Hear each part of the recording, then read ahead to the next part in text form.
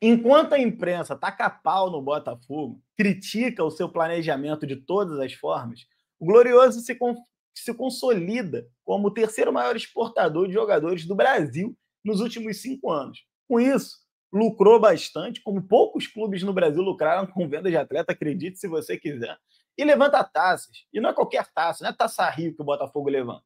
É Campeonato Brasileiro, se sagrando tricampeão brasileiro, bem como o título inédito da Libertadores. Os jornalistas, durante esse carnaval, desfilaram um desconhecimento completo sobre, e até uma certa má vontade, sobre o planejamento do Botafogo. Nós mesmos, da torcida, ficamos chateados com esse planejamento. Fato é que esse é o padrão dos últimos 3 anos, que trouxe títulos. E essa ponderação é uma ponderação que eu quero fazer aqui com vocês hoje, porque eu estou esperançoso por um título de expressão nessa temporada. Conversei bastante ontem na live com vocês sobre isso e resolvi trazer não só as notícias do dia, mas também uma reflexão sobre os títulos que o Botafogo vai ganhar esse ano. Eu não tenho a menor dúvida. Se vai ser no plural, já são outros 500. Se você não me conhece, meu nome é Manuel Thiago, eu estou aqui todos os dias trazendo 3 conteúdos para você ficar por dentro de absolutamente tudo sobre o Botafogo de futebol e regata. Já somos mais de 160 mil apaixonados pelo Botafogo. Portanto, venha fazer parte da nossa família, se inscreva aqui no canal e larga o dedo no like para você me ajudar a doutrinar, a treinar esse algoritmo, a distribuir os conteúdos do canal do Manel para cada vez mais irmãos de camisa botafoguenses. Beleza? Vamos embora. O negócio é o seguinte, o Botafogo está nessa história de ser o terceiro clube que mais exportou atletas para o mundo nos últimos 5 anos. E o John Textor está aqui há 3. Quer dizer, nos últimos 2 anos da era amadora do Botafogo, o Botafogo já vinha se destacando dessa forma. Claro que os atletas que o Botafogo exporta, muitas vezes não são grandes destaques internacionais, como, por exemplo, Vinícius Júnior, né, Estevão e tudo mais. Mas, por exemplo, na seleção dos Emirados Árabes agora você tem 2, Caio Caneda e aquele Lucas Pimenta. Então, assim, são jogadores que não são de primeira prateleira, mas fazem volume e têm certo destaque no futebol internacional. Vamos lembrar que um dos melhores brasileiros em atividades na Europa hoje é o Luiz Henrique, no Olympique de Marselha. Ele veio da onde? Da base do Botafogo. Não é isso? Você tem lá na MLS o Lodeiro, que fez história lá no Seattle Sounders, até campeão da Conca Champions, da CONCACAF, ele foi. Então o Botafogo, de fato, coleciona bons e bons jogadores mundo afora, né? Caio Alexandre até outro dia estava no Vancouver Whitecaps. O Botafogo, com isso, botou um dinheiro no bolso que poucos clubes no Brasil colocaram. A gente olha muito para os clubes que fazem as maiores vendas, mas se você for pegar, né, o ranking da CBF, olhar que o futebol brasileiro não é composto só de Flamengo, Palmeiras e Santos que vendem jogadores, mas na verdade você tem ali 500 clubes no futebol brasileiro. O Botafogo aparece numa posição de destaque, isso é bastante interessante, mesmo sem ter uma categoria de base bem estruturada. Aliás, eu fiz uma live esse final de semana, conversando com vocês sobre o livro A Bola Não Entra Por Acaso, mais uma vez um sucesso. O Clube do Livro pegou demais aqui no canal do Manel. O primeiro episódio teve 30 mil visualizações. A live ontem foram mais de 10 mil pessoas que participaram ali no chat. Você vai ter sempre um vídeo sobre o livro, mais uma live. Domingo que vem vai ao ar o 2º capítulo e na quinta vai ao ar a live. Então tá bem legal. E o principal ponto que eu discuti com as pessoas ontem e que eu achei muito interessante, a perspectiva do torcedor do Botafogo, é uma certa dicotomia. Enquanto as pessoas são apaixonadas e acreditam no projeto do John Textor, existe uma parcela da torcida, pelo menos daquelas que participaram aqui no chat, um pouco desconfiadas com o fato de não verem investimentos de longo prazo no Botafogo. Algumas pessoas que falaram assim, beleza, tudo bem que ele investe muito em contratação, mas contratação é uma coisa de curto prazo. Você contrata hoje para vender daqui a 6 meses, contrata hoje para vender daqui a 1 ano. Isso não é um investimento que vai deixar legado para o clube, embora os títulos sejam legado, né? Mas o que a galera quer ver mesmo é o centro de treinamento. 2 pontos me chamaram a atenção que o torcedor trouxe muito no chat. O fato do Grupo City ter pago toda a dívida do Bahia logo de cara, Uma coisa que é exceção no Brasil, porque na SAF do Cruzeiro isso não aconteceu, apesar do seu dono ser bilionário.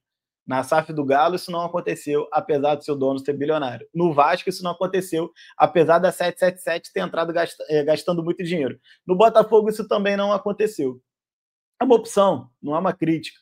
Você pode usar o fluxo de caixa do clube para poder, eventualmente, fazer frente ao endividamento dele e está tudo certo. O Botafogo hoje está completamente saneado do ponto de vista de dívida. Você não vê execuções contra o Botafogo, penhoras, R$ 33 na conta, aquelas maluquices do passado. O Botafogo está equacionado, está em dia no RCE trabalhista, em dia no RCE civil, em dia no refis com o governo federal sobre os impostos federais.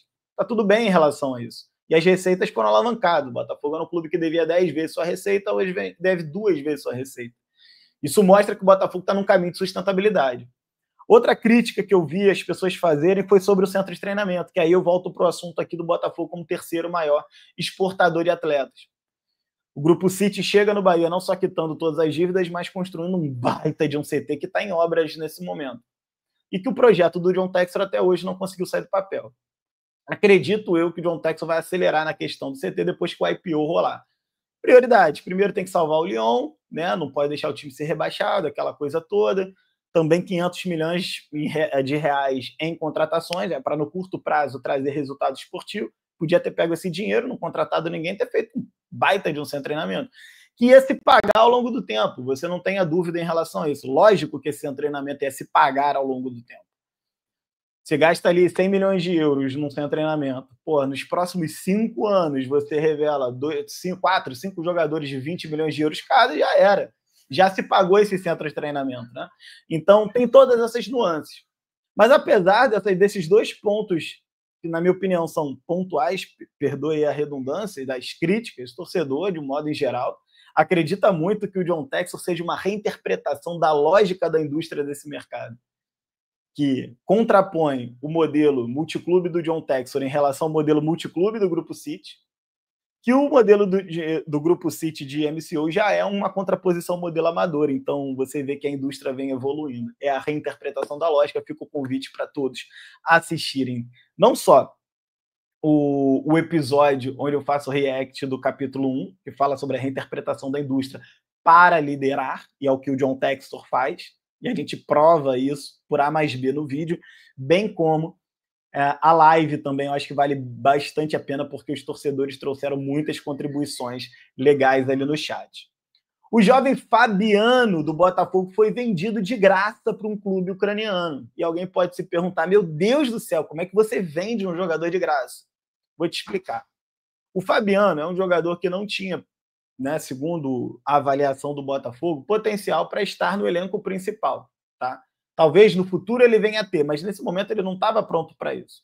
Falar em potencial talvez tenha sido errado da minha parte, mas ele não estava pronto para poder, tipo, disputar uma vaga com o Igor Jesus, enfim, com o Elias Manuel e com o Juan Cruz, talvez ele até tivesse, porque realmente... Mas, enfim, com o Igor Jesus, não, ele ia ficar esquentando o banco de reservas no Botafogo. O staff do jogador queria que ele jogasse, tivesse maior minutagem, e ele não teria essa minutagem, não jogaria tendo um Igor Jesus como titular.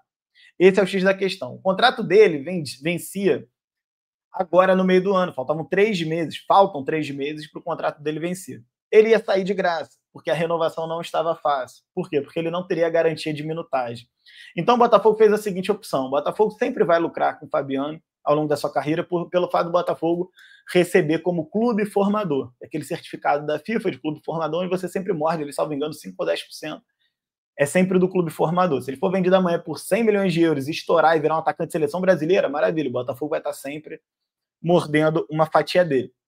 Só que, além disso, o Botafogo conseguiu vendê-lo de graça um pouquinho antes do término do seu contrato, mas garantindo direitos econômicos também, que vai aumentar o lucro do Botafogo ali na frente todas as vezes que esse atleta for negociado. Então, foi uma negociação que, dadas as circunstâncias, achei até interessante. Legal? Sábado, o Botafogo vai fazer um jogo-treino contra o Cruzeiro. Se você chegou até aqui nesse momento do vídeo, larga um dedão like aí para você me ajudar a doutrinar esse algoritmo, a distribuir esse vídeo do canal do Manel e do Botafogo para cada vez mais irmãos de camisa botafoguense. É de graça e ajuda demais o meu trabalho, beleza? Bom, vamos lá. Sábado, o Botafogo tem jogo treino contra o Cruzeiro. E uma das coisas que está chamando muita atenção em relação aos treinos do Roberto Paiva não é a intensidade que está todo mundo falando. Uma coisa que tem chamado muita atenção é que esse jogo treino não será transmitido e os treinos, apesar de você ter essas informações de que os treinos estão muito bem avaliados e tal, os treinos, do ponto de vista tático, estão fechados a 7 chaves. Ninguém sabe muito bem o que está acontecendo ali nos treinos do Botafogo. Isso é bastante interessante. O Renato Paiva está usando o mistério para tentar pegar os adversários de surpresa. E claro que o mistério aqui não é para poder ganhar um jogo treino sobre o Cruzeiro. O mistério aqui, sem dúvida nenhuma, é tentar surpreender o Abel. Quanto menos o Abel tiver de informações sobre como o Botafogo de Renato Paiva vai jogar no dia 29, ou seja, daqui a 19 dias na estreia do Campeonato Brasileiro, melhor para a gente poder pegar o Palmeiras de surpresa. Então, tomara mesmo, de verdade, que o Renato Paiva aí consiga blindar de todas as formas o seu esquema tático e que ele consiga pegar de surpresa.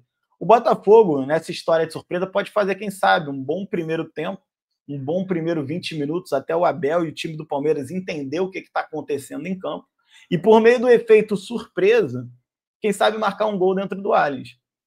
Saindo na frente dentro do Allianz vai ser um Deus nos acuda para eles, vocês não têm a menor dúvida, porque o estádio vai estar lotado, eu vou estar lá. Você sabe que eu moro em São Paulo, então todos os jogos que acontecem do Botafogo em São Paulo, eu estou sempre ali no setor visitante. Então, a gente vai estar lá fazendo pressão, o estádio vai estar lotado, e isso pode acabar se voltando contra o Palmeiras, sem dúvida nenhuma. Eu estou muito interessado nesse jogo treino para poder ver o retorno de alguns jogadores que estavam voltando de lesão já contra o Racing, caso do Arthur, caso do Jefinho. Especialmente eu quero saber se o Bastos vai ter condição de jogar. Por quê? Porque, cara, daqui até o dia 19, até o dia 29, beleza, tem bastante tempo ainda para o Bastos voltar.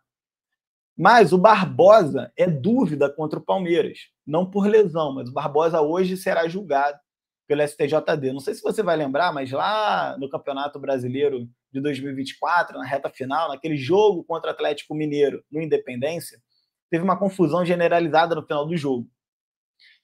E agora Barbosa e Luiz Henrique serão julgados por aquele jogo. Alguém pode até dizer, o STJD tentando prejudicar o Botafogo. Eu até acredito que não, porque se o STJD realmente quisesse prejudicar o Botafogo, o STJD teria julgado Luiz Henrique e Barbosa já na semana seguinte daquele jogo, para tirá-los da reta final contra o Palmeiras, que era o próximo jogo, e depois contra São Paulo e tudo mais na final, entendeu? Então, realmente, eu não acredito que seja uma intenção muito grande de prejudicar o Botafogo. É possível que o Barbosa pegue ali um gancho, alguma coisa assim, mas também é possível que isso seja mitigado logo na sequência, por meio de efeito suspensivo, recursos e tudo mais. O grande ponto aqui é que se o Bastos não se recuperar fisicamente e o Barbosa for suspenso, você vai pegar o Palmeiras no Allianz com Jair e Davi Ricardo. Aí o nível da zaga cai muito. Não que eles sejam jogadores ruins, mas pelo fato de serem jogadores ainda muito verdes, muito inexperientes. Se você tiver o Bastos bem e você tiver o Jair ao lado, já é uma outra zaga. Né? Vamos torcer para que tudo dê certo nesse julgamento aí e que o Barbosa seja até absolvido e a gente possa ir para o Allianz, ou pelo menos que dê tempo de um recurso, né, de hoje até o dia 19, para que o Barbosa possa estar ao lado do Bastos. Por isso que eu tenho muito interesse de saber se o Bastos vai jogar. Outra coisa que me chama bastante atenção, e eu estou muito, muito de olho, é no comportamento do Savarino, do Igor Jesus e do Matheus Martins. São 3 jogadores que eu esperava muito mais nesse arco inicial da temporada e que não mostraram a que vieram. Eram jogadores que eu tinha expectativa de que eles dessem a volta por cima, não, mas que se chamassem a responsabilidade, principalmente contra as equipes mais frágeis. Bangu, Madureira, Nova Iguaçu, Maricá, que foi a sensação do campeonato. Realmente eles não conseguiram resolver os jogos. O Igor Jesus, por exemplo, terminou o Campeonato Carioca com menos gols do que o Kaique.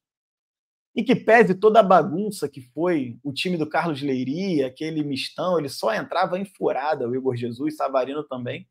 Mas o que se espera de um meia e ponta, né? De uma seleção venezuelana acostumada com grandes jogos, eliminatórias, toda hora jogando eliminatória pela seleção venezuelana, jogos internacionais de Libertadores, é que chamasse a responsabilidade de resolver esse jogo.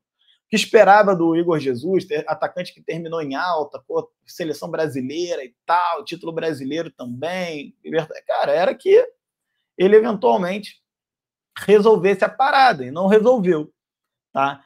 Então, basicamente é isso. Eu tenho, assim, uma expectativa muito positiva para esse ano. Acredito que o Botafogo leva pelo menos um título de expressão, seja ele o Brasileiro, a Copa do Brasil e a Libertadores.